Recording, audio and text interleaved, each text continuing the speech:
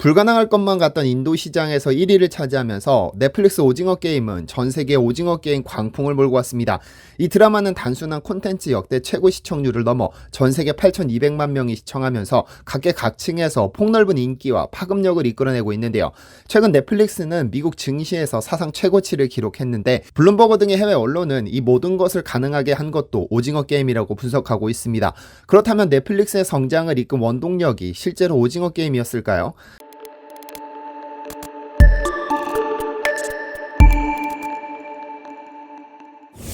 안녕하세요, 디스멘터리입니다. 여러분 개인들에게 코로나가 장악한 2020년은 어떤 해로 기억되시나요? 후일 코로나가 완전히 종식하고 몇 년이 지나고 나면 그 시절을 겪지 못한 아이나 조카들에게 그때 우리는 4명 이상 만나지도 못했고 저녁 6시 이후에는 2명밖에 만나지 못했었다거나 누구나 마스크를 썼고 누구도 자유롭게 숨쉬지 못하는 시절이 있었다며 2020년을 회상하고 있지 않을까요? 실제로 우리는 2020년, 2021년은 그렇게 보냈습니다. 같은 2020년이 기업들에게는 어땠을까요? 아마 지옥으로 기억되지 않을까 싶은데요. 국가가 문을 걸어 잠그고 도시를 걸어 잠그고 개인들의 통행을 막아버리면서 고객이 있어야 생존이 가능한 수없이 많은 기업, 소상공인들이 파산 직전까지 내몰렸습니다. 그럼에도 몇십 년간 아무 일도 없다가 몇 주 사이에 수십 년 동안 일어날 법한 사건이 벌어질 수 있다는 유명 정치인의 표현을 증명하기라도 하듯 몇몇 기업은 지옥을 버텨내고 불과 수개월 만에 오히려 사상 최고 성장을 이뤄내기도 했습니다. 비대면 엔터테인먼트 산업의 상징과도 같은 넷플릭스도 그 수혜자였죠. 영미권에서 가장 주목받는 지식인, 실리콘밸리 창업자들이 가장 껄끄러워하는 석학으로 꼽히는 스콧 갤러웨이라는 인물이 있습니다. 그는 최근 거대한 가속이라는 신작을 내놨는데요.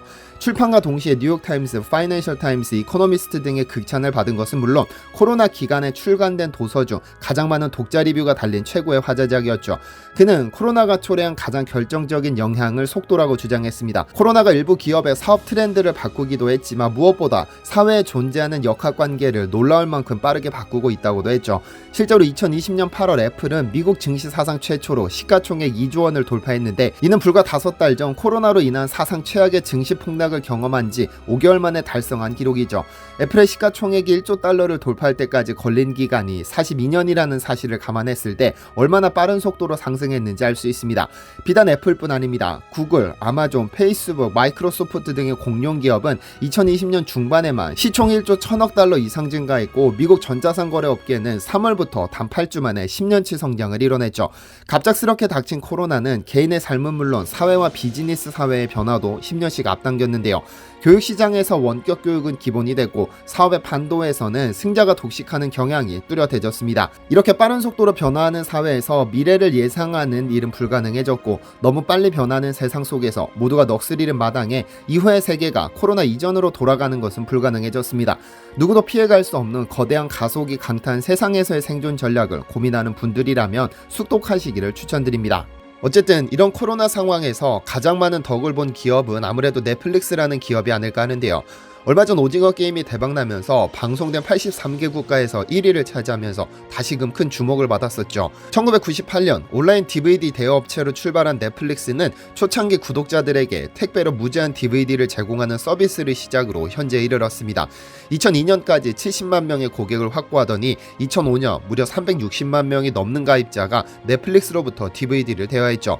그러다 2007년 현재 넷플릭스를 만든 스트리밍 기능을 출시했습니다. 사실 현재 넷플릭스를 만든 것은 넷플릭스 오리지널이라고 불리는 자체 콘텐츠를 생산하면서 시작됐는데요. 2013년 백악관의 뒷이야기를 그린 하우스 오브 카드를 제작하면서 자체 제작 콘텐츠를 생산해냈고 이후 기묘한 이야기, 글로우, 오렌지 이즈 더 뉴 블랙, 더 크라운 등을 연달아 선보이면서 제작사로서의 입지도 구축해 나갔습니다.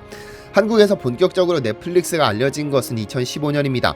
봉준호 감독의 옥자에 투자한다는 사실이 알려지면서 넷플릭스가 영화 산업을 망칠 것이라는 비난이 쏟아졌기 때문이죠. 현재는 넷플릭스 오리지널 시리즈에 대한 거부감이 적지만 당시만 해도 영화 유통 플랫폼의 혁명적인 변화라는 평가부터 영화 산업 생태계를 위태롭게 한다는 비난까지 쏟아졌었습니다. 일본에서는 한국 영화와 극장 산업의 생존에 지대한 영향을 미친다며 옥자뿐 아니라 봉준호 영화를 전부 보이콧하겠다는 강성들도 등장했었죠. 그러다 뒤돌아보면 옥자 사태는 예전 종합편성 채널이 등장할 때와 비슷한 논리로 비난받았으나 안정적으로 한국 시장에 상륙했습니다. 이후 킹덤이라는 한국형 좀비 드라마를 시작으로 수없이 많은 한국 콘텐츠를 제작 지원하기 시작했는데요. 한국형 컨텐츠의 저력을 확인한 넷플릭스는 지난 2020년까지 한국형 컨텐츠에만 무려 7,700억 원을 투자했고 2021년 한 해에만 5,500억 원을 투자하겠다는 계획을 발표하기도 했는데요. 그러다 한 달 전 오징어 게임이 등장하면서 초대박을 터뜨렸습니다. 9월 17일 개봉한 오징어 게임은 456억 원이라는 상금을 두고 인생의 밑바닥에 내몰린 456명의 참가자가 진짜 목숨을 걸고 사투를 벌이는 내용입니다. 공개되자마자 전 세계 대부분의 국가에서 TV쇼 부문 2위를 기록하더니 컨텐츠 왕국이라는 미국 시장에서 1위를 차지하는 기염을 토해냈습니다. 그러다 10월에 접어들면서 열릴 듯 말 듯 열리지 않던 인도 시장까지 1위를 차지하면서 방송된 83개 국가에서 전부 1위를 기록하는 대이변을 연출했습니다. 넷플릭스 CEO는 이제껏 넷플릭스가 공개한 모든 드라마 중 가장 큰 인기를 끈 드라마가 될 것이라고 호언장담했고 결국 이는 현실이 되었죠. 경제 전문지 포춘은 오징어 게임이 공개된 28일 동안 전 세계에서 8,200만 명이 시청했다면서 이는 지난해 최고 시청률을 기록한 방송 및 케이블쇼 40개를 모두 합친 것보다 많은 수치라고 강조했습니다. 다소 어두운 면이 있기는 하지만 외국에서는 밝은 스토리보다는 무언가 생각할 거리를 남겨주는 것을 선호하는 듯합니다. 어쨌든 이러한 인기에 힘입어 넷플릭스의 주가는 사상 최고치를 기록했습니다. 지난 9월 31일 블룸버그 통신은 넷플릭스의 주가가 전날보다 1.88% 상승한 610.34달러를 기록해 사상 최고치를 기록했다고 보도했습니다. 그러면서 넷플릭스의 주가 상승은 최근 공개된 오징어 게임 덕분이라고 분석했는데요. 당시 미국에서는 채권 수익률이 급등하면서 상대적으로 나스닥이 급락하고 있었음에도 불구하고 넷플릭스만은 사상 최고치를 기록해 투자자들의 관심을 끌었습니다. 10월 6일 현재 넷플릭스의 주가는 634.81달러입니다. 블룸버그가 보도한 9월 30일보다 오히려 더 상승했고 이 기간 넷플릭스에서 넷플릭스 역사상 가장 큰 인기를 끈 오징어 게임이 그 중심에 있는 것은 사실입니다.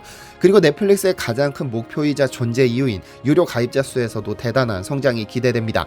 올해 2분기 기준 넷플릭스의 유료 가입자 수는 전 세계 2억 900만 명으로 집계됐는데 3분기에 오징어 게임이 공개됐기 때문에 얼마나 많은 유료 가입자 수가 늘었을지 업계가 촉각을 곤두세우고 있는데요.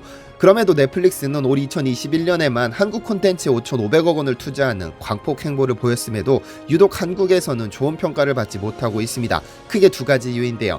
가장 큰 이유는 저작권 문제입니다. 넷플릭스가 오리지널 시리즈에 대해서는 국내 비독점 유통과 해외 독점 저작권을 100% 가져간다는 점입니다.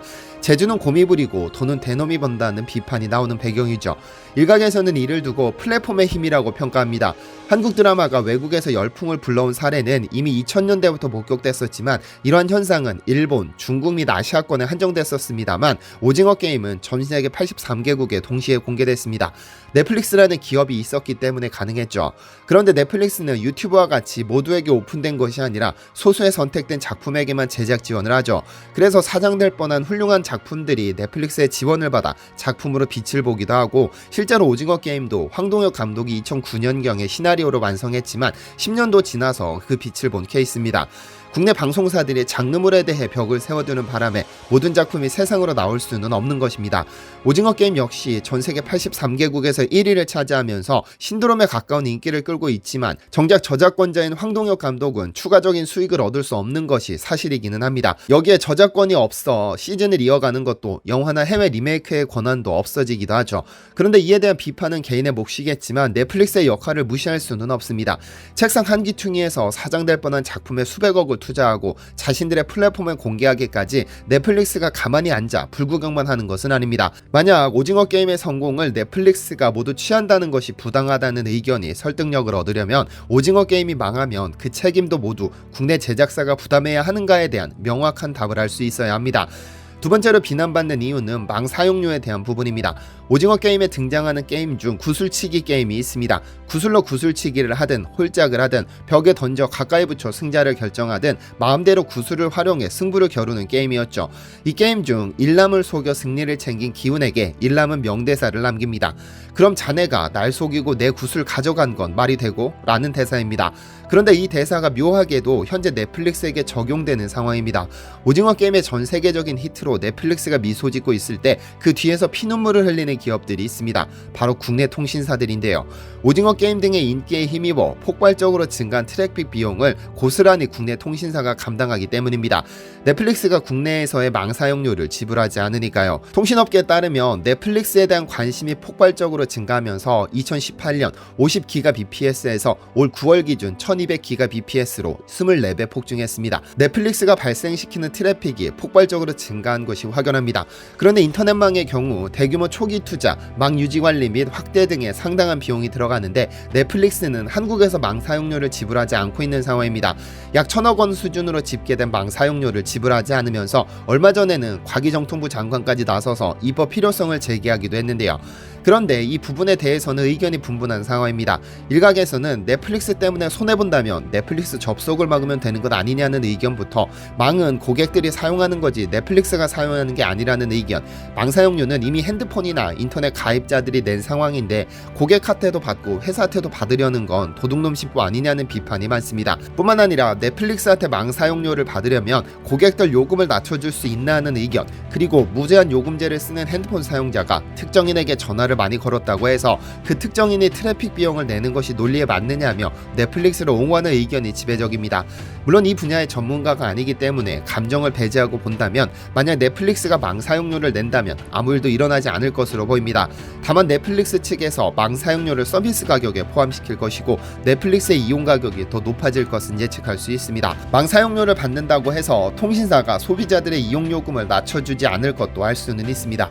이 비판의 결말은 어떻게 흘러갈지 귀추가 주목되는 이유입니다. 이 드라마를 누가 지원해서 제작됐든 넷플릭스가 망 사용료를 내든 안 내든 이와 관련된 비판과 논란을 제쳐두고 현재 오징어 게임이라는 드라마 덕분에 한국인의 머리에서 태어난 컨텐츠가 또 한 번 세계 시장에서 통한다는 사실이 증명되었습니다. 구독자 4천만 명을 거느린 한 유튜버는 오징어 게임을 두고 한국은 엔터테인먼트 분야에서 전혀 다른 수준에 있다고 극찬했고 4,300만 명의 구독자를 보유한 또 다른 유튜버는 한국 엔터테인먼트가 전 세계를 장악하고 있다. 우리는 한국의 문화를 가지고 어떻게 발전시켰는지를 연구해야 한다고도 말했습니다. 이제 제조업 강국을 넘어 문화 강국으로 접어드는 중대한 시기가 도래한 것이 확실한 만큼 앞으로 어떻게 한국 문화를 더 멀리 홍보할 것인지가 중요한 과제가 됐음을 실감합니다. 시청해주셔서 감사합니다.